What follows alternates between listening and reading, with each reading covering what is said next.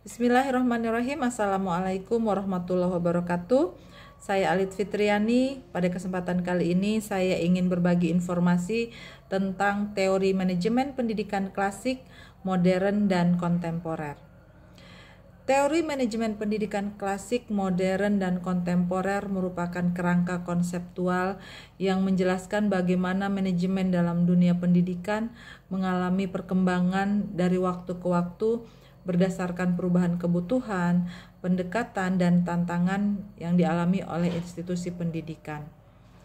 Teori manajemen pendidikan merupakan seperangkat prinsip, konsep, dan pendekatan yang digunakan untuk mengatur, mengarahkan, dan mengembangkan proses pendidikan secara efektif dan efisien. Pembagian menjadi klasik, modern, dan kontemporer menggambarkan perkembangan historis dan perubahan cara pandang terhadap bagaimana sekolah atau lembaga pendidikan seharusnya dikelola. Yang pertama, kita bicara tentang teori klasik manajemen pendidikan. Teori klasik adalah pendekatan manajemen pendidikan yang berkembang pada awal abad ke-20 yang menekankan struktur organisasi, efisiensi kerja, pembagian tugas, dan kontrol yang ketat. Ciri-ciri dari teori klasik ini adalah yang pertama, organisasi dipandang seperti mesin, penekanan pada perintah dari atas ke bawah atau top down, kemudian guru hanya bertugas melaksanakan instruksi. Adapun contoh penerapan di dunia pendidikan yaitu penjadwalan ketat dan struktur organisasi yang masih kaku. Tugas guru dibagi berdasarkan fungsi yaitu mengajar, administrasi, dan pembinaan siswa.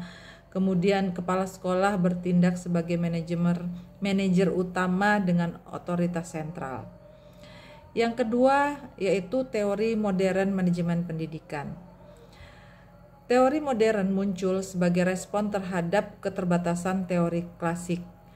Teori ini melihat pendidikan sebagai sistem terbuka yang memerlukan interaksi antar komponen, yaitu manusia, proses, dan lingkungan untuk mencapai tujuan pendidikan. Adapun ciri-cirinya yaitu lebih fokus pada hubungan antar manusia, motivasi, dan komunikasi. Kemudian pengambilan keputusan lebih partisipatif, peran guru dan staf lebih dihargai dalam proses manajemen. Contoh penerapan teori modern ini, sekolah sebagai organisasi yang memiliki input, dalam hal ini siswa, kemudian proses pengajaran, output hasil belajar, dan feedback evaluasi. Kemudian penerapan sistem mutu pendidikan atau quality management, dan peran kepala sekolah yang tadinya lebih sentral, otoritas sentral menjadi lebih sebagai fasilitator dan motivator. Teori yang ketiga yaitu teori kontemporer manajemen pendidikan. Teori ini merupakan pendekatan terkini dalam manajemen pendidikan yang lebih menekankan kepada mutu, fleksibilitas, inovasi, dan teknologi informasi, serta keterlibatan semua pihak dalam pengelolaan pendidikan.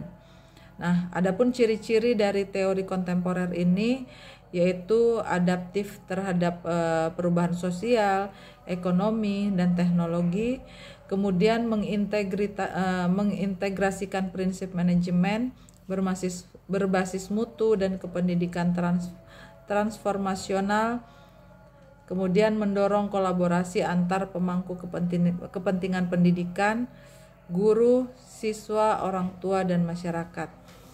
Adapun contoh penerapan, sekolah mengadopsi sistem digital untuk manajemen akademik, kemudian kepala sekolah sebagai pemimpin transformasional yang mendorong inovasi guru dan keterlibatan orang tua serta masyarakat dalam pengambilan keputusan sekolah.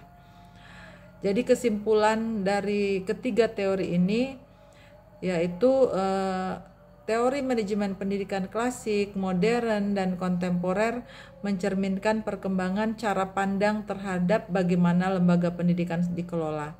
Dari yang berbasis otoriter dan efisiensi menuju pendekatan sistem dan kemanusiaan hingga menjadi berbasis mutu, inovasi, dan kolaborasi yang adaptif terhadap zaman. Demikian tadi penjelasan tentang teori manajemen pendidikan klasik, modern, dan kontemporer. Terima kasih. Wassalamualaikum warahmatullahi wabarakatuh.